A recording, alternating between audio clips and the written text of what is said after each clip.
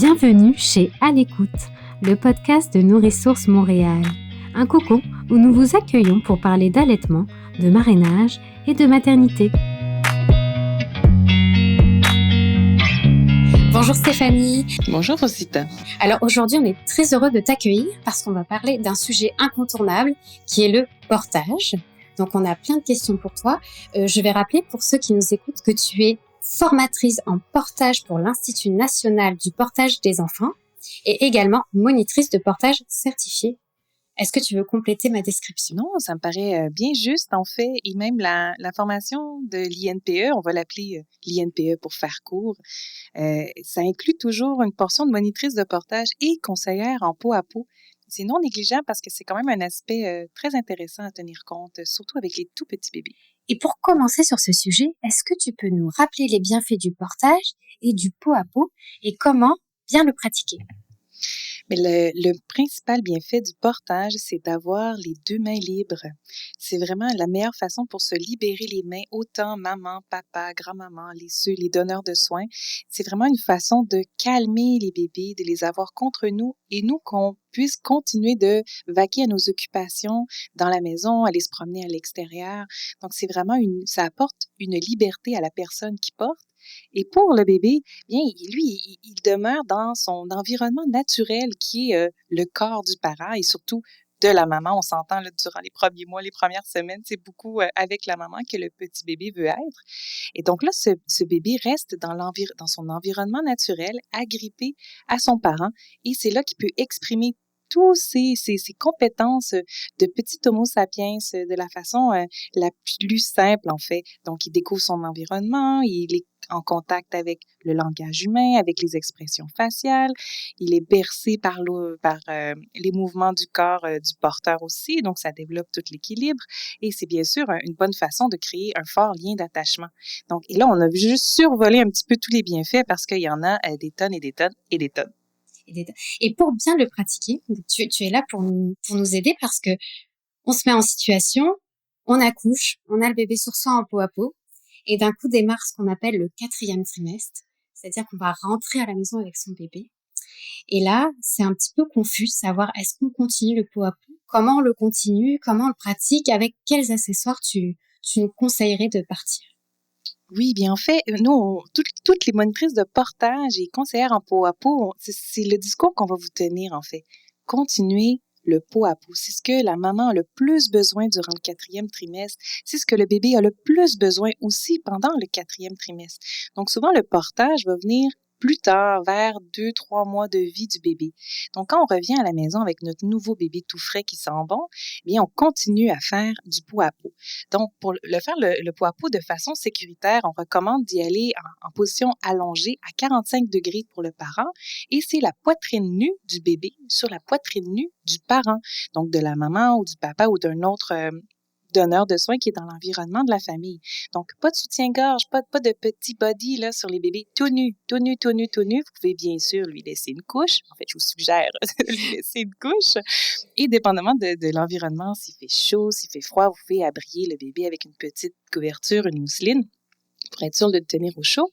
Mais donc, ce contact-là, poitrine nue contre poitrine nue, se fait à 45 degrés et se fait au moins pendant 1 heure. Donc, faut le voir comme un soin peau à peau quand vous revenez à la maison.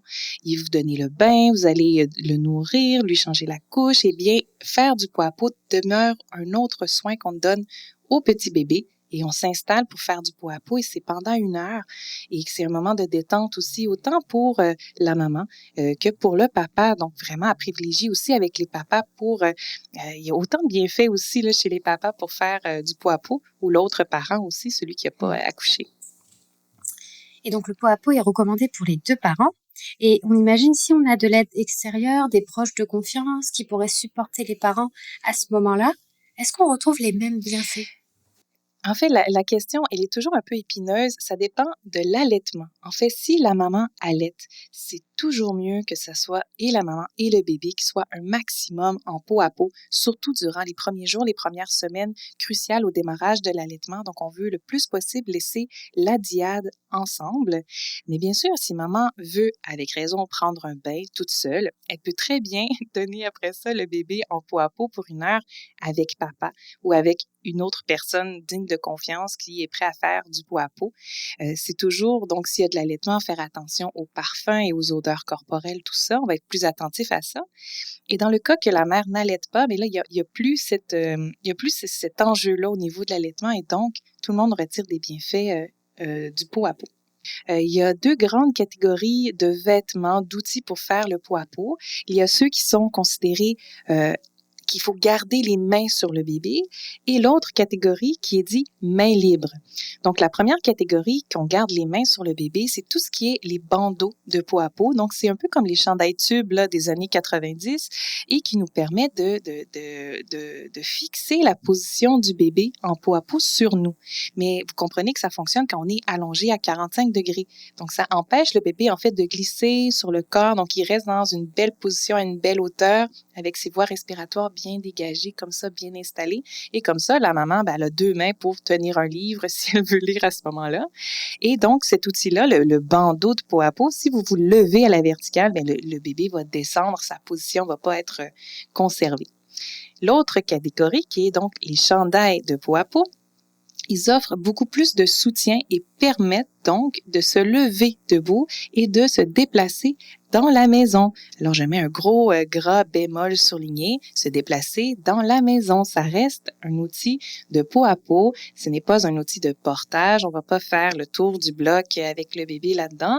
Ça nous permet de se déplacer du divan à la salle de bain, au frigo et surtout de pouvoir s'asseoir avec les plus vieux, avec la fratrie pour jouer au sol, raconter des histoires et passer des moments un peu collés avec le reste de la fratrie et non pas, comme tu as dit, en fait, avoir 1 heure qu'on se sent un peu prise un peu dans la tournade avec la fratrie et pris avec le nouveau petit bébé qui, lui aussi, a besoin de proximité. Donc, ces chandails-là de peau à peau, qu'on dit main libre, ils ont 3 couches de tissu. Donc, c'est vraiment comme des t-shirts ou comme des camisoles. Et il y a plusieurs compagnies vous pouvez en trouver sur Internet, plusieurs compagnies qui en vendent. Mais je vous recommande celle qui est québécoise, qui s'appelle Umana. Donc, c'est Feu Vija Design, qui a maintenant été acheté par Umana. C'est les pionniers dans le domaine au niveau des vêtements de peau à peau. Ils en font aussi pour les jumeaux. Ils en font surtout pour les bébés prématurés. Donc, si jamais c'est dans votre cas, vous avez un petit prématuré, sachez que vous pouvez en trouver un et c'est livré à la maison assez rapidement. Parce que bien sûr, on peut pas prévoir qu'on va avoir un prématuré, pas tout le temps, des fois oui, mais souvent non. Rassurez-vous, ils sont rapides sur la livraison. Je te remercie pour ces précisions. D'ailleurs, on vous laissera en barre d'infos toutes les suggestions que Stéphanie nous fait aujourd'hui pour que facilement vous puissiez revenir dessus au besoin. Et là, on s'approche d'une période où il va faire extrêmement chaud, possiblement cet été. Pratiquer le portage quand il fait très chaud, on imagine une canicule. Est-ce que c'est quelque chose que tu recommandes également? Oui, on peut toujours faire du portage. La différence, c'est quand il fait chaud, on va être beaucoup plus attentif aux signes de déshydratation. Donc, nous-mêmes, boire plus d'eau et pour le bébé aussi, soit l'allaiter ou lui donner de l'eau s'il est diversifié ou lui donner plus bref, de boire, de nourriture qui puisse s'hydrater le bébé. En fait, il fait toujours chaud en portage. Peu importe, il fait chaud en portage parce qu'on est collés et on partage la même chaleur. Donc, le mieux, c'est d'utiliser des outils de portage qui ne sont pas trop couvrants. Donc, je pense à l'écharpe à anneaux qui nous permet d'avoir comme un côté du corps plus découvert et contrairement à certaines écharpes tissées très, très longues, on fait des nœuds qui sont très enveloppants autant pour le porteur que pour le bébé. Il va faire un petit peu plus chaud dans ces circonstances-là. Très bien. Quand tu parles de l'écharpe à anneaux, c'est le sling. Oui, c'est le ring sling qu'on va dire en anglais. Le terme français, c'est l'écharpe à anneaux. Et oui, en Europe, on dit beaucoup le sling. C'est ça, d'où ma confusion. Souvent, quand on a un petit bébé et qu'on voit cette écharpe extrêmement longue, c'est compliqué de ne pas avoir peur de mettre son bébé dedans, de se sentir rassuré qu'on va bien le maintenir comme il faut. Est-ce que là, la seule solution, c'est de faire un atelier de portage, par exemple, ou tu aurais d'autres ressources pour équiper les jeunes parents? C'est sûr que quand on désire débuter le portage, il y a 2 grandes questions à se poser. Et la première, c'est combien de temps on est prêt à investir dans l'apprentissage d'un outil de portage? Parce qu'il y a des outils de portage qui s'apprennent très, très vite et d'autres qui demandent plus de pratique pour les maîtriser. Entre autres, comme tu dis, l'écharpe tissée est dans la catégorie demande plus de temps pour apprivoiser la bête de kilomètres de long, contrairement à les écharpes à anneaux qui ont une prise en main beaucoup plus rapide. Mais oui, dans tous les cas, si vous êtes inquiet de la façon de vous installer votre bébé, vous n'êtes pas sûr de comment bien installer ou bien utiliser votre outil de portage, vous pouvez toujours faire référence à une monitrice de portage. D'ailleurs, le meilleur endroit pour les trouver, c'est sur le site de l'inpe.ca. Il y a une rubrique, un répertoire, donc vous pouvez rechercher une ressource avec votre code postal. Là, vous allez avoir la liste de toutes les monitrices dans votre coin de pays. Vous allez pouvoir les contacter pour avoir de l'aide. Ça pourrait être une super idée de cadeau de naissance, par exemple, d'offrir ce petit atelier. Oui, c'est des excellents cadeaux de naissance d'offrir comme ça. Il y a plusieurs monitrices là, qui font même des certificats cadeaux. Là, c'est vraiment au cas par cas, mais de les contacter, vous allez trouver des bonnes idées comme ça pour les cadeaux de naissance. Oui, et ça peut permettre de répondre à la question « Comment j'ai envie de porter mon enfant, finalement ?» Oui, parce qu'il y a, bien sûr, nous, en Amérique du Nord et en Europe, donc parlons d'Occident, on joue à pousser des poussettes quand on est enfant. On joue pas au portage. Dans notre culture, c'est beaucoup ça là, qu'on voit. Là, on joue à pousser des poussettes. Et donc, le portage arrive souvent plus tard dans notre vie. C'est des parents qui commencent à en voir, qui s'intéressent à ça, qui commencent à trouver ça pertinent, intéressant. Mais les ressources sont variées, multiples. Des fois, on ne sait pas trop comment décider. Et il y a un tas d'outils de portage différents sur le marché. C'est vraiment difficile de faire une tête, un choix. Et moi, mon rêve, c'est que tout le monde décide de jouer au portage, que nos enfants jouent au portage. Comme ça deviendrait vraiment plus accessible pour tout le monde, du moins plus normal. Et donc, pour débuter le portage de la façon la plus simple et la plus économique, surtout quand on ne sait pas si on va aimer ça, si notre bébé va aimer ça, si tatati une idée, la meilleure solution, c'est de porter avec un bout de tissu d'environ 2 mètres de long, grosso modo, large comme vos épaules, grand comme vous quand vous avez le bras dans les airs, et un tissu qu'on fait confiance. Ça peut être un pashmina, un pareo, vous savez, ce genre de tissu-là qui se trouve dans des friperies à 2-3 $. Là. Eh bien, vous pouvez faire un porte-bébé avec ça. Donc, quand on parle de petit budget, c'est vraiment petit budget et ça offre une position optimale, physiologique au bébé. Et pour le porteur, c'est confortable avec les tout petits bébés aussi. Donc ça, même chose, si tu veux rajouter les notes dans la barre d'infos, comment faire le portage qui s'appelle le hamac simple ou le porte-bébé le plus simple de l'univers. Ça me fait penser à ce qu'on retrouve un peu en Afrique, avec ces mamans qui portent avec des tissus dans le dos, puis sur le ventre, avec beaucoup d'aisance. Oui, exactement, mais ça vient justement ajouter au fait que c'est culturel, le portage. Donc, c'est des mamans qui ont porté toutes jeunes leur fratrie, leurs voisins, ils portent leur petit animal de compagnie aussi, là. Donc, le portage est tellement normal dans leur vie que quand ils arrivent à l'âge adulte, toute la communauté aussi connaît le portage et sait quoi regarder comme indice de bien-être du bébé en portage. C'est pour ça qu'on va voir des tout petits bébés portés au dos, au pagne, dans ces cultures-là, parce que tout le monde connaît les indices à quoi regarder pour s'assurer que le bébé est bien. Contrairement à nous, avec nos poussettes, c'est très éloigné de notre réalité, donc on doit se faire apprendre le portage par des monitrices de portage, entre autres. Il y a une légende aussi qui dit que le portage, c'est magique pour les coliques. Est-ce que tu confirmes ça? Je crois que ça dépend, en fait. Ce qui est magique, en fait, avec le portage, c'est que les bébés sont tenus à la verticale et au début, on les porte ventre contre ventre. Donc, c'est notre chaleur qui fait un peu effet bouillotte sur le ventre du bébé. Donc, il va aider à la digestion. Et le fait aussi on se promène en portage, là. Les parents qui ont déjà porté, qui écoutent, c'est rare qu'on est statique, immobile avec nos bébés en portage. Les bébés, souvent, ils disent qu'ils n'aiment pas ça, ils se mettent à chigner, ils veulent qu'on se déplace. Donc, le fait de marcher aussi, ça fait bouger tout l'intérieur du bébé et ça l'aide justement à faire passer tous ces petits inconforts-là intestinaux. Et vous avez les mains, vous libérez vos mains aussi, c'est moins dur porter, vous n'avez pas le bébé en fait dans vos bras pendant de longues minutes, là, quand il a des coliques, c'est plus simple à gérer pour le parent aussi. On lit tous l'utile à l'agréable, finalement. Exact. Est-ce que tu recommandes aussi le portage longue durée? Parce que l'enfant, une fois qu'il grandit, on se retrouve, j'imagine, à changer peut-être de mode de portage. Oui, définitivement. Le portage, c'est une aventure. Il est très rare qu'on débute avec un outil de portage et qu'on va le conserver tout au long de notre aventure de portage avec nos enfants. Pour plein de raisons. Ça dépend de votre type de porteur. Vous, qu'est-ce que vous êtes confortable à utiliser? Votre enfant, qu'est-ce qu'il aime? Souvent, les enfants, en vieillissant, ils ont des préférences au niveau aussi des types d'outils de portage à utiliser. Et le fait que les bébés grossissent en poids.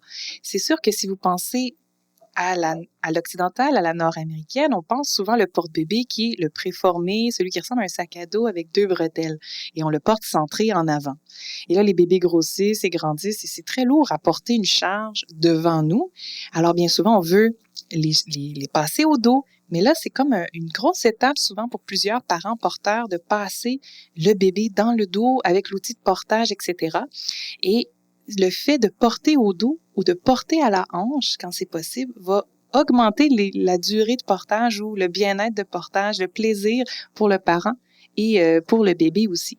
Donc, en fait, les plus grands bébés vont souvent aimer ça, se faire porter, mais pour de plus courtes périodes. Donc, ça devient souvent un outil de portage qu'on dit de hop rapide. Donc, le bébé va embarquer, débarquer, parce que bien sûr, un bambin, tout le monde sait qu'un bambin n'est jamais complètement conscient de sa décision. Il veut les bras, il veut pas les bras, il veut les bras. Et donc, l'outil de portage va nous permettre de nous libérer les bras, de le faire embarquer sur notre dos et de le faire descendre ensuite. Donc, c'est plus pour de courtes périodes.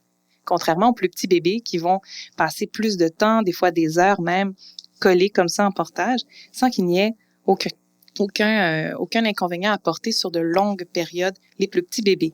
Quand on dit longue période de portage, on sait très bien qu'elle va être entrecoupée d'un boire, d'un changement de couche, de moments de jeu au sol. Donc, il est très rare de porter nos enfants sur des 2, 3, 4 heures de temps.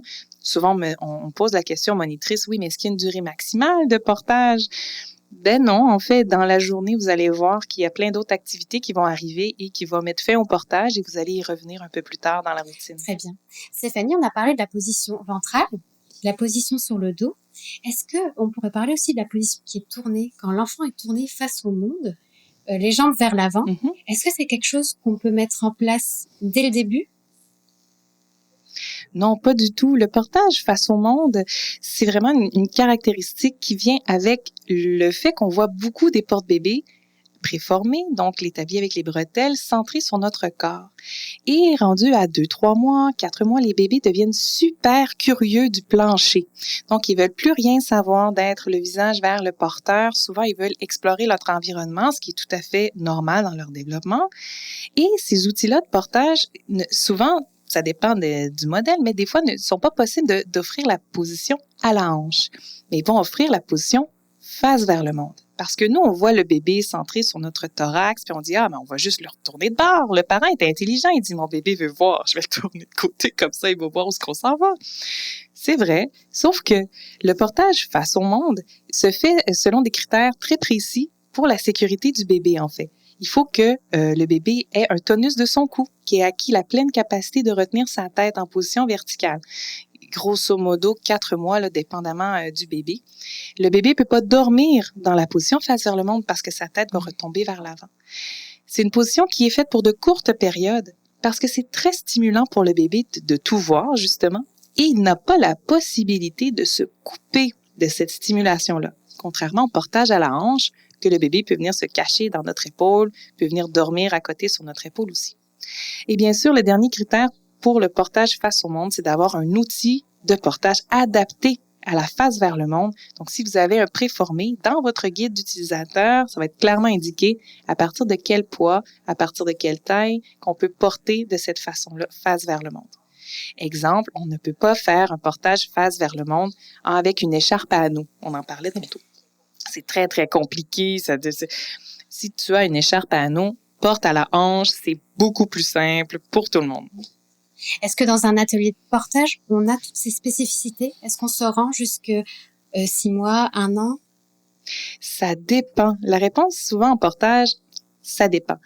Ça dépend du type d'atelier que vous participez. Il y a certaines monitrices qui vont vraiment segmenter les ateliers en fonction soit de l'âge des bébés ou des outils de portage qui seront vus dans l'atelier.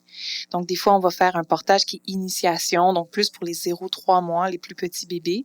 Puis, des fois, il va être offert un atelier de portage un peu plus intermédiaire où ce qu'on va voir les portages à la hanche ou d'autres outils de portage comme le préformé qui arrivent un peu plus tard, souvent là, en termes d'âge du bébé.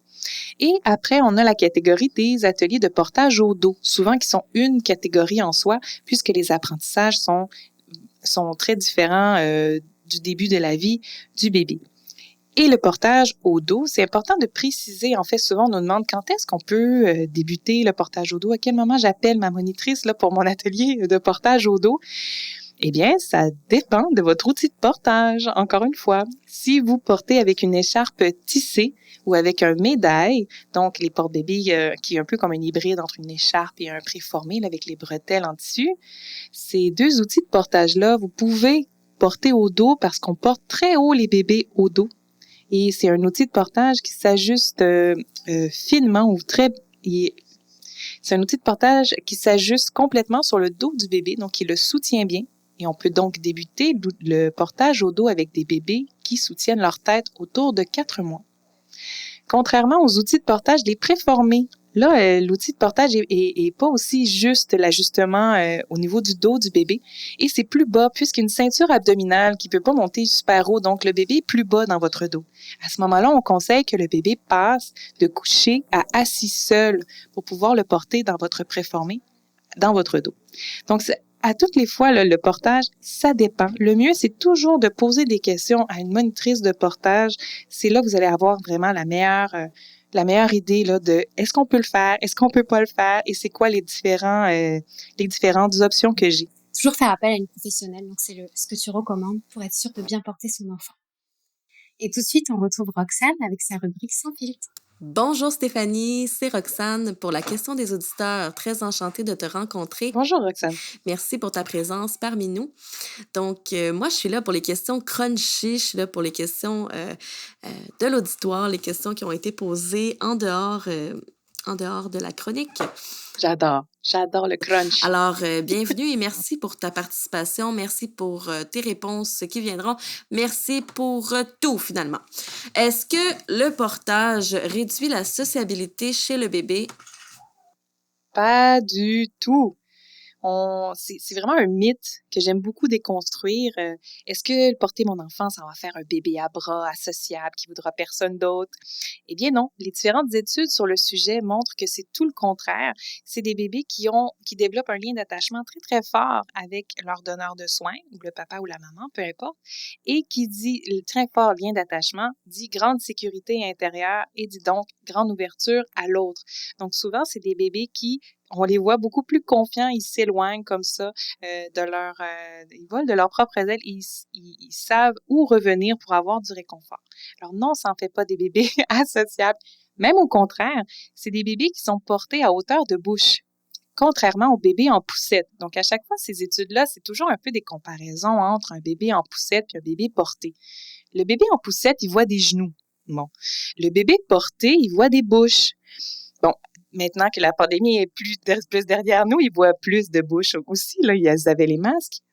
Mais le fait qu'un bébé porté à hauteur de visage est beaucoup plus captivé par les expressions faciales et les échanges verbaux qu'il y a dans les adultes et donc vont développer du langage ou une affinité sociale plus grande que d'autres bébés qui n'auraient pas ce contact-là journalier. Est-ce une bonne chose de faire dormir bébé sur soi régulièrement? Donc, quant à ses habitudes de sommeil, qu'en est-il pour cela? C'est une bonne question. C'est souvent aussi une inquiétude de la part des parents. On parle beaucoup du sommeil des bébés, d'avoir un bon sommeil récupérateur. Ce qui se passe, on peut revenir un peu avant le portage au niveau du pot à pot. En fait, on a beaucoup de statistiques de bienfaits par rapport au pot à pot et très peu par rapport au portage. Du fait que souvent en pot à pot, c'est dans les milieux hospitaliers qu'on va observer les bébés. Et donc, on les observe qu'en peau à peau, donc en contact proximal, ces bébés-là tombent dans des phases de sommeil profond, récupérateur, beaucoup plus longues qu'un bébé qui serait couché, en fait, dans son lit. Donc, en fait, ça ne semble pas nuire à la qualité de sommeil ou à la longueur de sommeil. Et après ça dépend un peu du style du bébé. Il y a des bébés, mon plus vieux, moi, ne dormait que collé sur nous. Bon, maintenant, il a 3 ans et demi. Ne vous inquiétez pas, il dort dans son lit maintenant, là, tout va bien. Mais il y a eu ce moment-là dans sa vie où il ne dormait qu'à côté de nous. Nos petits bébés, c'est des homo sapiens qui ne savent pas qu'on a évolué et que la maison dans laquelle ils habitent n'est pas pleine de bêtes féroces. Donc, dans leur cerveau d'homo sapiens de 40 000 ans d'évolution, pour eux, ils sont persuadés que quand ils sont déposés, c'est la mort assurée, là. Il y a une bête qui va venir les manger, alors ils ont un système nerveux en centrale qui sonne, qui fait tilit, tilit. Vite, venez me chercher, je vais me faire bouffer. Et le fait de les avoir en portage va réduire réduire ce système d'alarme-là. Et donc, le bébé s'apaise et dort plus longtemps. Excellent. Super réponse. Merci. On enchaîne. Prochaine question. Est-ce que je peux porter des jumeaux? Et si oui, de quelle manière dois-je m'y prendre? Oui, c'est possible de porter des jumeaux. Est-ce que c'est simple? Non. Vous dire que c'est simple, c'est vous mentir, maman de jumeaux qui écoute. Le plus simple, quand on a des jumeaux et qu'on veut porter, c'est d'essayer de porter un bébé par parent. Ça, c'est le plus simple du simple du simple. Mais là, quand tu es tout seul avec tes jumeaux, il faut bien que tu puisses les porter tous les deux. Alors là, il existe des outils de portage faits pour les jumeaux. Est-ce que c'est les choses les plus simples et confortables? Pas tout le temps, là. Des fois, c'est comme une drôle de configuration et de construction. Le plus simple dans ces cas-là, c'est de faire appel à une monitrice de portage qui va venir et t'enseigner et te montrer toutes les options possibles pour porter des jumeaux, parce qu'il y en a beaucoup, beaucoup. Souvent, ce qu'on va faire, on va utiliser un outil de portage par bébé.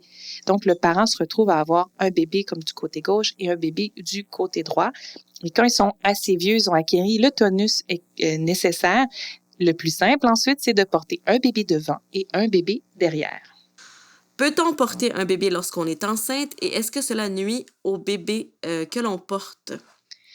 Oui, vous pouvez continuer à porter vos bébés quand vous êtes enceinte. Il y a plein de bémols à faire ici. Il n'y a que la mère qui peut dire jusqu'où elle est à l'aise de porter. Et c'est vraiment du ressenti dans son corps. Un moment donné, si c'est une mère qui porte souvent et régulièrement son bébé et que c'est encore un jeune bébé, mais elle peut continuer à porter tant qu'elle se sent capable, qu'elle se sent confortable de le faire parce que la bedaine grossit tranquillement, l'autre bébé prend du poids tranquillement et tout le monde est porté souvent, donc le poids s'ajuste au niveau du corps de la mère.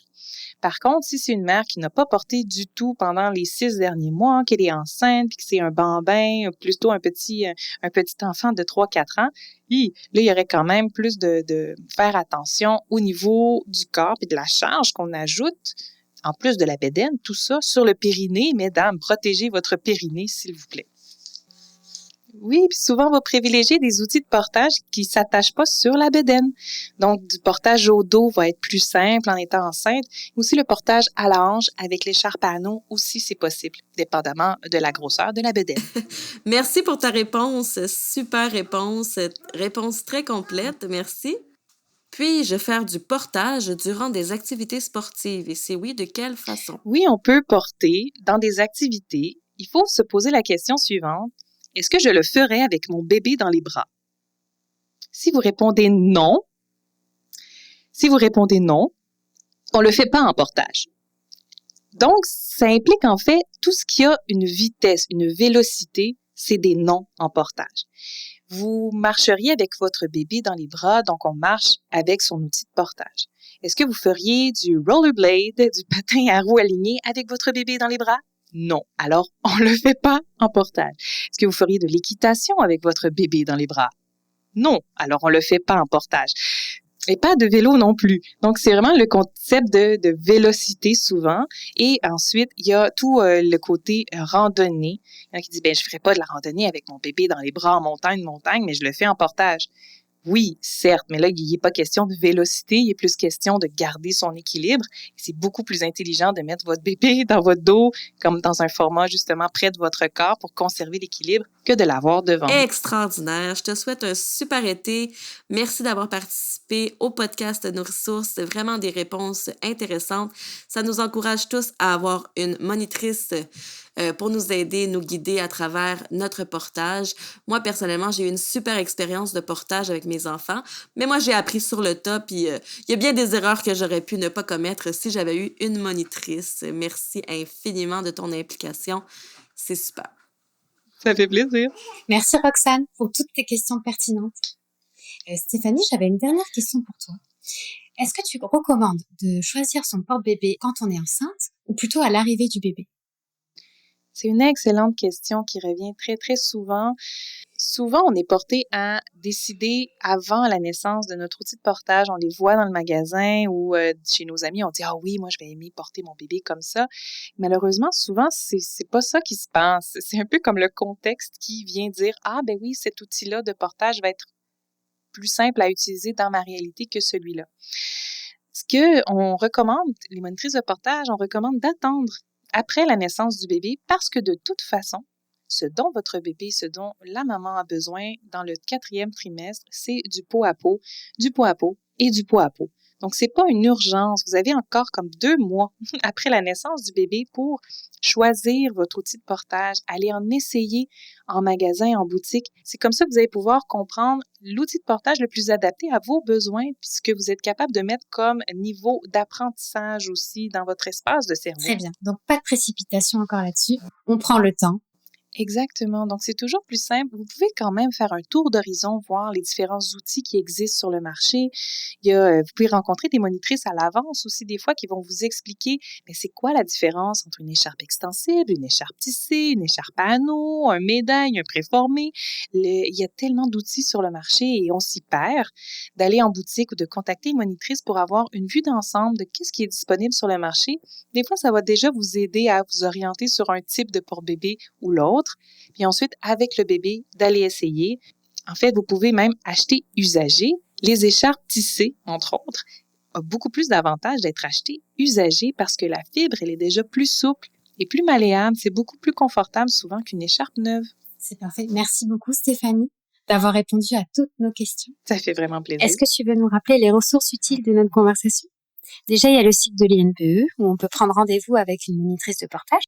Les différentes ressources qu'on a citées, il y a le site de l'Institut national du portage des enfants, l'inpe.ca, pour pouvoir trouver les monitrices près de chez vous avec votre code postal. Vous pouvez aussi avoir accès à différents onglets de blog sur le pot à pot, sur le portage, donc il y a quand même des articles intéressants à suivre. Et les réseaux sociaux de l'INPE aussi regorgent d'informations. Très bien. Et si on veut te retrouver, toi, Stéphanie, comment on fait? Si vous voulez me retrouver et rentrer dans mon aventure à moi du portage, mon rêve fou de faire que tous les enfants portent et jouent au portage, vous pouvez me rejoindre sur mon site web, c'est le stéphaniebeaubien.com. Et vous pouvez aussi me trouver sur les réseaux sociaux, donc le Facebook et Instagram. J'ai même une chaîne YouTube si vous avez envie d'apprendre avec des petites vidéos drôles et bienveillantes sur le portage. Très bien, merci pour toutes ces ressources. On n'hésitera pas à aller faire un tour. Merci d'avoir partagé ce moment avec nous, Stéphanie. Un grand merci pour votre invitation. Ça fait vraiment plaisir de venir vous jaser de portage. Nous aussi, plaisir partagé. À très bientôt, Stéphanie. Merci, à bientôt.